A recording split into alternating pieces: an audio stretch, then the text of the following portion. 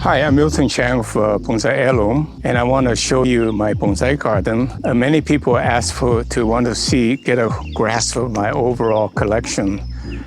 These are all trees I work on for many years. And we built this home 25 years ago, and I built this bonsai garden. So I want to show you these daylilies that I picked. It was a 1 gallon plant, and they just grew, and I divide them over the years. You see how beautiful they are? And I always choose the best of the cultivar, so that then I propagate them so that I have them, but I didn't waste any time on the mediocre ones, right? So these are 2 lions. We bought also about that time 20 years ago from Hong Kong. At that time, they're affordable. They got them out of China when China needs foreign exchange, but today, of course, they are very wealthy. So these things are getting very expensive. So the whole idea is that I have these tables so that it's easy to maintain. And I use drip system, and I'll tell you more about it later. And then these benches are very interesting. When we were building our home, we used a lot of ballast rod. And the people make the cast stone, they call it, got a big contract from actually Polo shop where they sell these man clothing, and they're gonna use these for display table. But somehow it didn't meet the spec. So the guy that made the cast stone didn't know what to do with it, can't get rid of it. So he gave it to me actually. And I have about 15 of them scattered over the garden to use for display of bonsai. So it's very fortunate. So I'll go over each of the bonsai to give you a little bit of history. And I wanted to see the progress of the tree so that over time, there's a sense of ownership that you feel this part of your collection.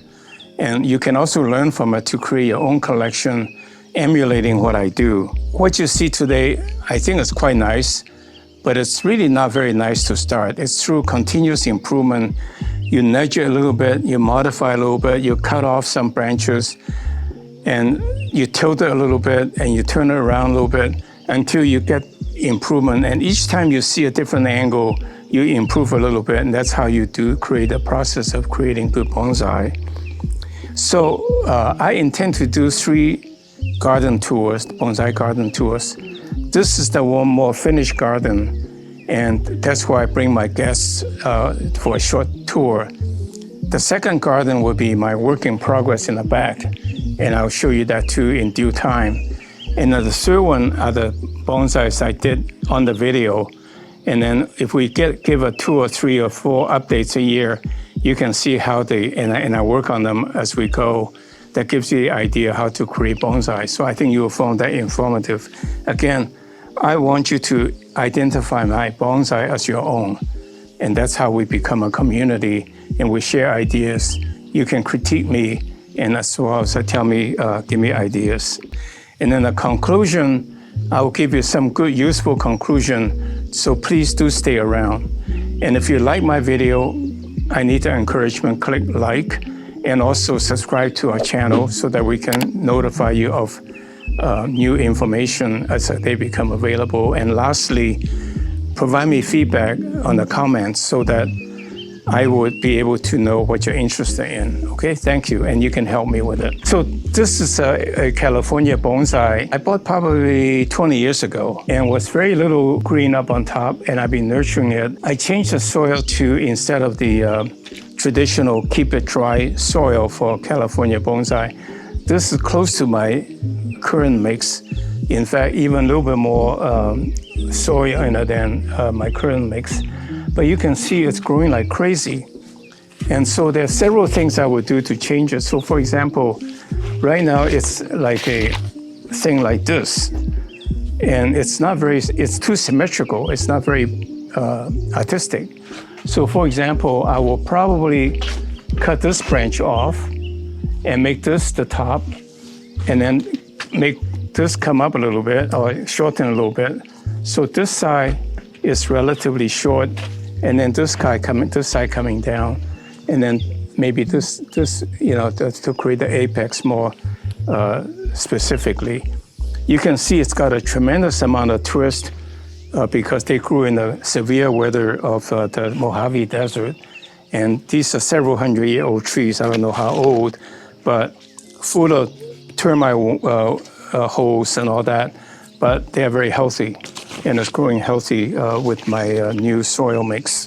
And this is a Davidina elm, which is a Japanese elm that has a corking possibility. Sometimes they refer to this cork elm. And you can see this tree, I play with it to get at the right angle to accentuate this long root. It wasn't looking like this, but now you can see it's very natural. And it was going like this. And I found by turning a little bit, it accentuates the flow much better. And then this is the right length compared to this. So the point is that you continuously move it around to tilt it, to rotate it until you get it right. And then what I'll do is that when it comes fall to repot, I'll turn the pot around to this shape so that this will be the front.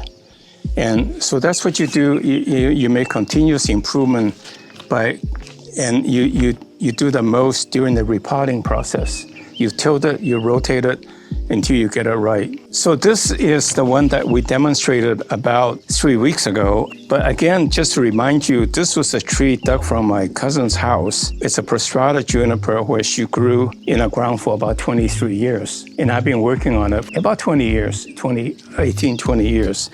You can see it's almost like a wild tree dug up from the mountain, and yet it's very cultured. And I particularly like prostrata. The needle is not as small as the shimpaku, which is actually perfect for the scale. And it doesn't turn brown in the wintertime. It's green all year round. Now this one, you can see it's all needles, in a sense, scale needles. But when I pinch it too much, as you come out, pointed like any other juniper. I advocate growing your own trees in the ground. And I might add, this is an unusually large prostrata. The prostrata I grew in the ground for 25 years, none of them are much bigger than this. And yet this one is that big. I think it started off as a 15-gallon tree, or maybe 5-gallon only, but she watered a lot. It was in the Irvine University campus housing. She was a faculty there, and you see how much it's grown. So do water your trees a lot in the ground as well as in the pots. They grow much faster when you do that.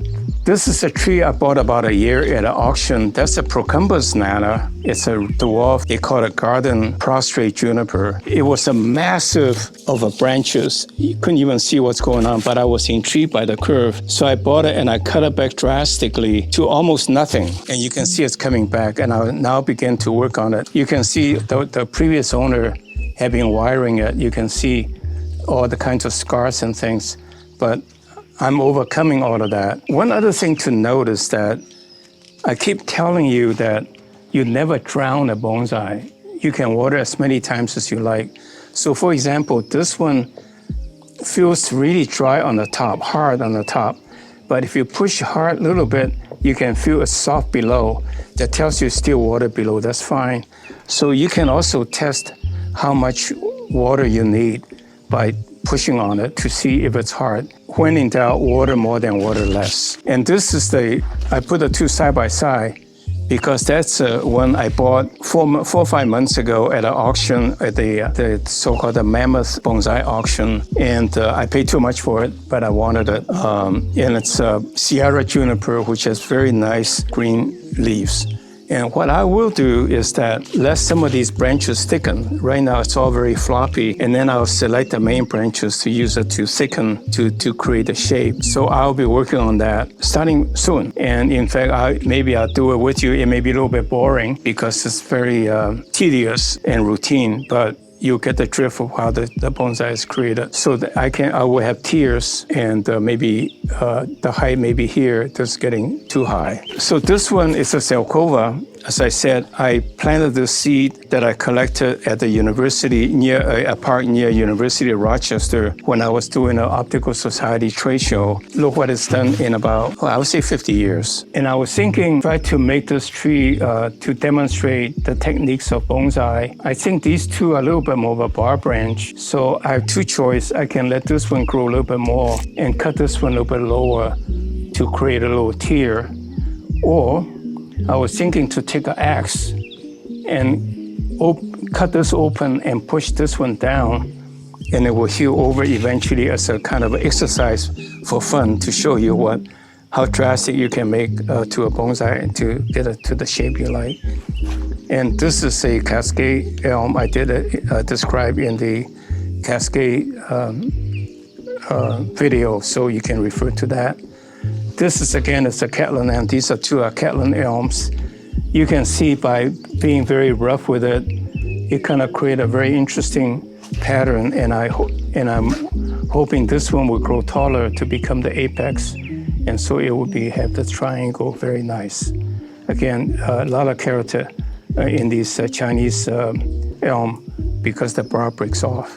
And this one I will also show a little bit later on how to do. So for example, this tree, I think it's a perfectly nice tree, but somehow I feel this is a little bit too dominant, where the cascade, I want to see this one a little bit more dominant.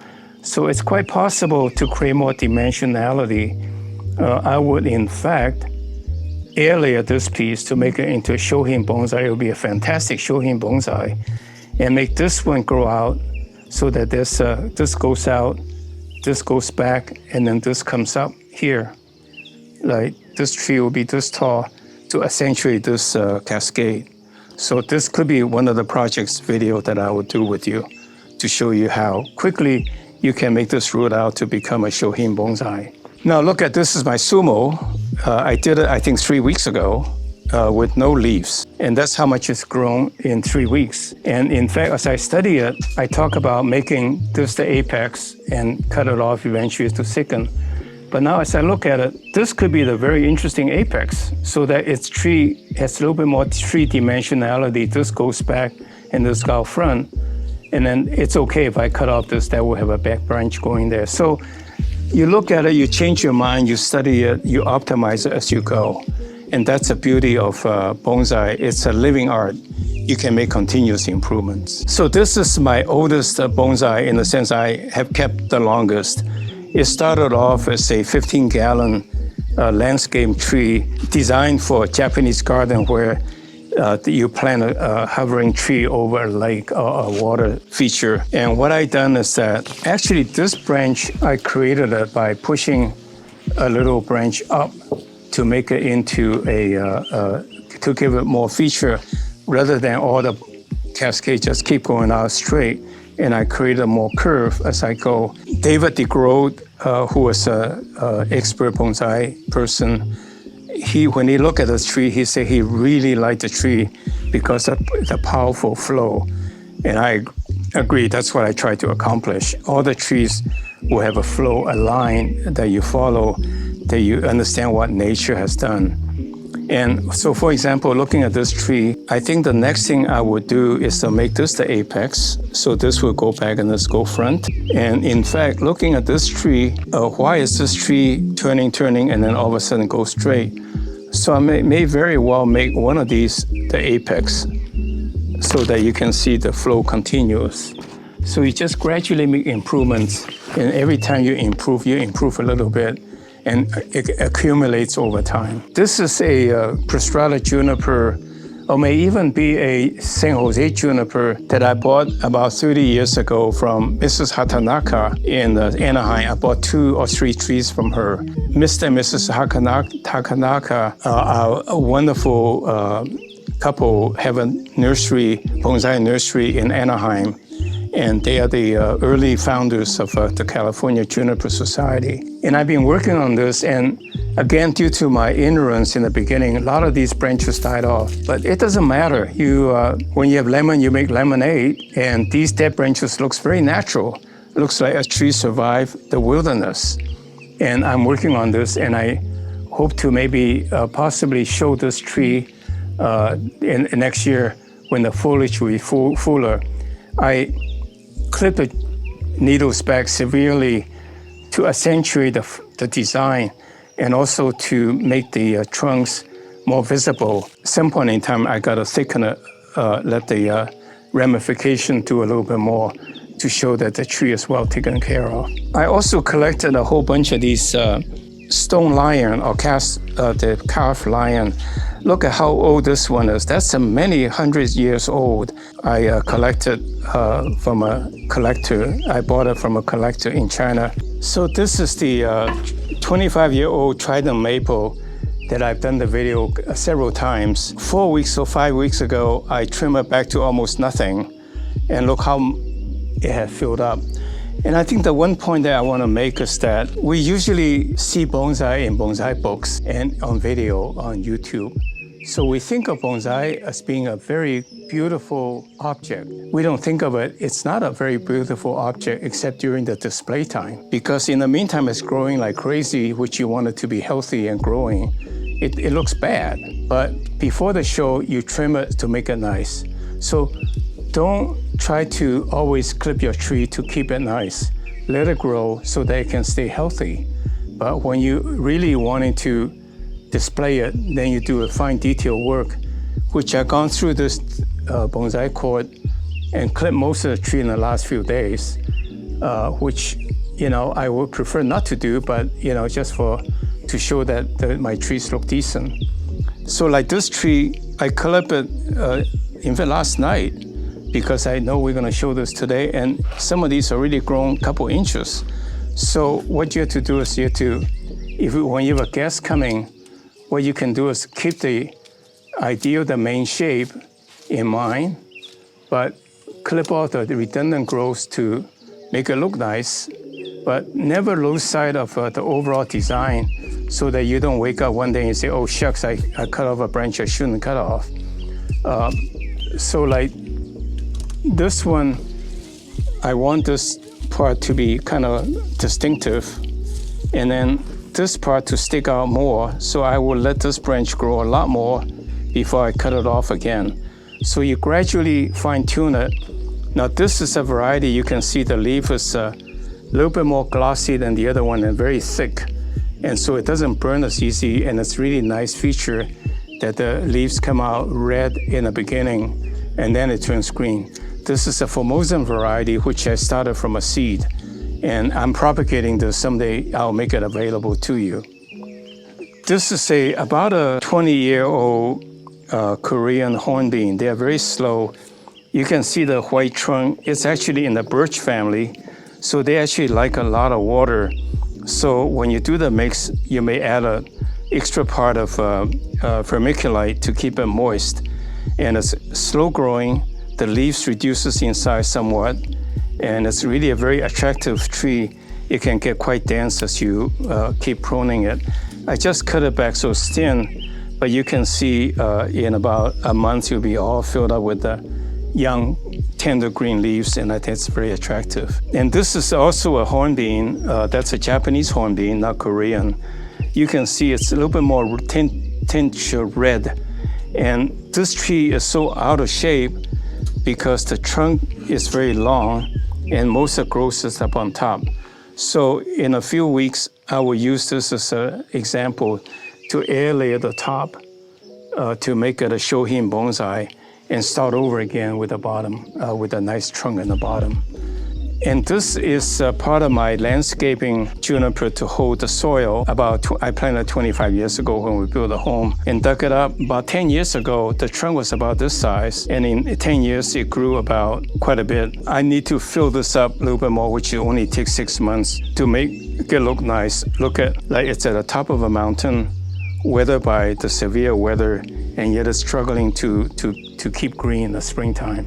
So that's a concept. You have to be able to tell a story about every tree. One of my visitors asked me if I've done a air root bonsai, which generally is ficus family, where the branches goes out and send out air roots, and then it touches the ground and start to root. So the tree is very interesting with lots of roots. This one is not, of course, But you can see this tree, basically, I pull out of a tall growing pot, a 5-gallon pot, and straighten out the roots. But the tree was really here, and I've been twisting it and so forth, in a sense of cutting it to get the turn. But these are actually roots that turn into corking elm. This is actually a Japanese elm that corks. It's a cork elm. They have very nice material. So this is an example how you can do the exposed root style. That's very popular in Japan and in China. Well, this tree, this is a California juniper. I cut off drastically. I showed it about, I would say a couple months ago. Cut it drastically to show repotting. Look at this, is just a tiny little green, about like this much. Now it's grown to this much. So it's gone from this to this in about, like 6 weeks or so. And this will be quite nicely filled up. But because I cut up the tree, every branch is at the right place. You see how this is, without wiring, with a little bit of pulling here and there, you can see this tree is perfect in every respect. Right branch at the right place, in the shape and the angle. And this would be a very, very nice cascade as well. This is considered a cascade because the tree is kind of informal, upright, whatever you want to call it. It's a California juniper, several hundred years old, but you start over again. This is a figurine I put here, and this is made in a place called Shek Wan. That means rock. Shek means rock bay in Canton. And that place is famous for statues, human and animal. And you can see it's very, very colorful porcelain, very desirable. You can get the cheap stuff today, or you can get the antiques that can be quite expensive. This is considered one of the good ones. You can see it's very lively with, I think, 5 little lions.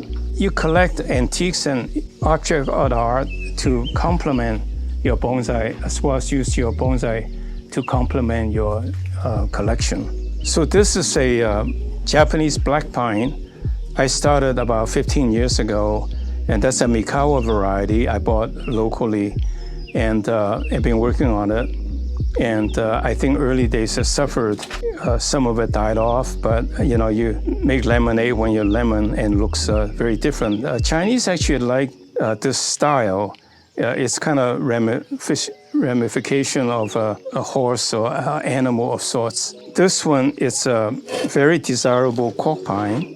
You can see the corking, tremendous amount of corking. I bought this recently at an auction. The gentleman donated 500 of his trees, or 400 of his trees, to the museum because he was getting out of it. He doesn't do much training, but he's really good at growing these trees.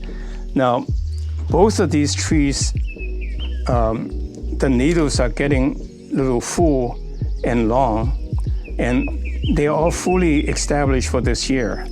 So next week or two, I will come in and start pruning this to reshape it. So for example, this one is really kind of go out of the way, so I'll get rid of it. And then this little guy will take over. And then I would cut here, leave some green, so this would take over. So I'll go around and cut off all of the branches to about like this. So when they come out, there will be needles coming out of this, like 3 or 5 needles, and I'll pull off the ones that's going off at the wrong angle. And by the time when I'm done, about 3 months later, the leaves will be very tiny and all uniform. So that's what you do in terms of reducing the needle and keep it uniform. I tried to figure this out for many, many, many years and could never figure it out. And I finally experimented with it, and I'll share with you what I have figured out about how to reduce the needle. The books never quite explain it. They explain it in a mysterious way that I can never understand. This is a dwarf pomegranate dug from a garden in Southern California. I have planted these in the ground for about 25 years, and I don't think there's anything thicker than this. So this one is 50, 75 years old easily, or maybe even older in the old Southern California home. So it's really quite valuable. I got it, and I've been I cut it back drastically to shape it, and I will continue to shape it.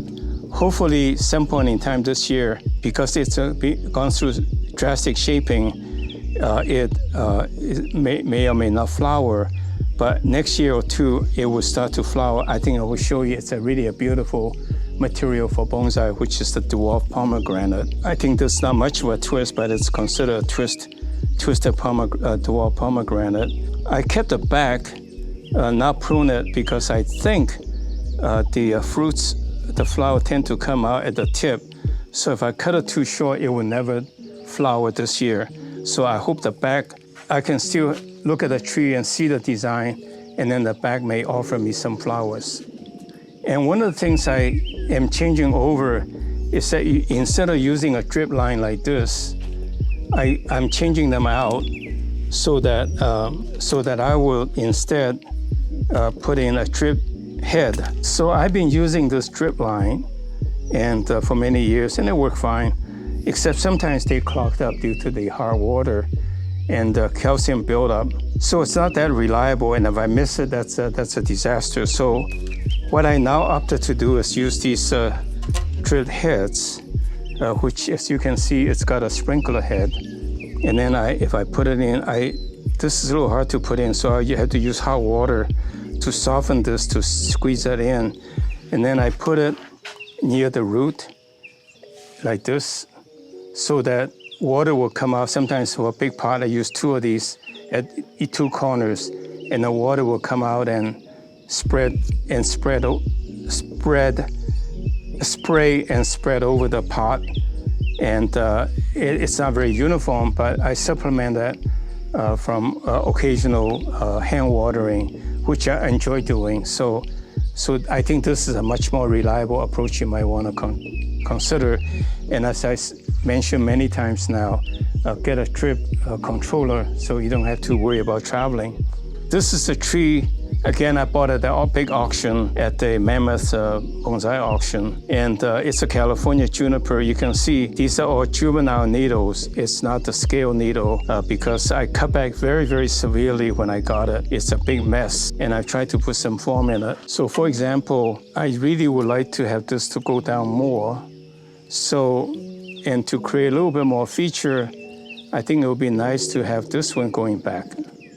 So I will let this one grow back and then cut off some of these so to encourage this growth a little bit more than the other one. So I'll wait until this thicken a little bit to choose my main branches, and then I cut it back. I'll do that with you as one of the videos. I think you will enjoy that, to see how one do these old trees. These, again, several hundred years old, but very few of them are in good shape, and very few of them have lower branches. So I would take good care of doing this tree. Again, I use my conventional soil mix, and it does very well. You can see the moss is growing nicely. Very wet, and the conventional wisdom is to keep the California juniper dry, and I don't agree, because you can see it's growing very, very vigorously with this conventional growing method. So this is my show tree. This is a tree I show at a bonsai show recently, and I talk about this tree many times because it's one of my favorite, where I took 2 1-gallon elm and put it against a desert rose rock that's from Utah and Arizona.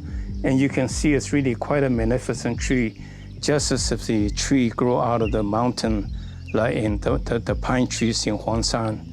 And so, again, it's a recreation of my imagination of what a wild mountain would look like. By the way, I have to tell you, one of my most memorable trips as a young man is I traveled to Lhasa, Tibet. And I actually flew in through Thailand to land in Kathmandu in Nepal, and took a 2-day bus ride up the mountains all the way to Lhasa, Tibet. And it was one of the most memorable trips because there was no paved roads, bumpy roads, mountain switchbacks, and then you can see at a distance, there's a big cliff where the river runs, and then the cliff coming up with bamboo and mountain trees growing out of the rocks, just like Chinese paintings that you see sometimes, fantasy. They are not real, they are not sceneries, but people's fictional imagination. But here they are in front of me, and then waterfall coming down and coming down and coming down, cascade down. It's just really the most memorable trip I have encountered. 3 days, really rough trip, stay in basic motels, but I loved it. It's a once-in-a-lifetime experience. So that also inspired my bonsai, you know. Everything adds up to your expressing yourself through bonsai. I will continue to work on it, but one other thing I want you to notice is that, you know, it was very bare 4 weeks ago when I display it. Look how much it's grown back. And the other thing is I wanted to point out again is that these two trees were almost about the same size. And I did not like the symmetry, so I cut back this one here severely. You see, cut back this big branch here, and then I tried to bend this one to form. That's about 1.5 years ago. So trees really do recover very fast. Be drastic if you want to be impressionable bonsai. This is my seedling, sapling, Washington hawthorn. I think this is about 35 years old. I bought it from this lawyer's nursery, which sells seedlings. And this is 40 years later. And it will have white flowers and covered with berries. It's really quite nice. So here is, again, one of the trees I bought from Mrs. Hatanaka. Everybody loves it because the flow, right? I've been playing with these branches. That's about probably 40 years ago I bought the tree. One day I was looking at it and I say, yeah, this is nice. And then I turn it around. Now I want this to be the front. You can see how dramatic it is compared to the other one.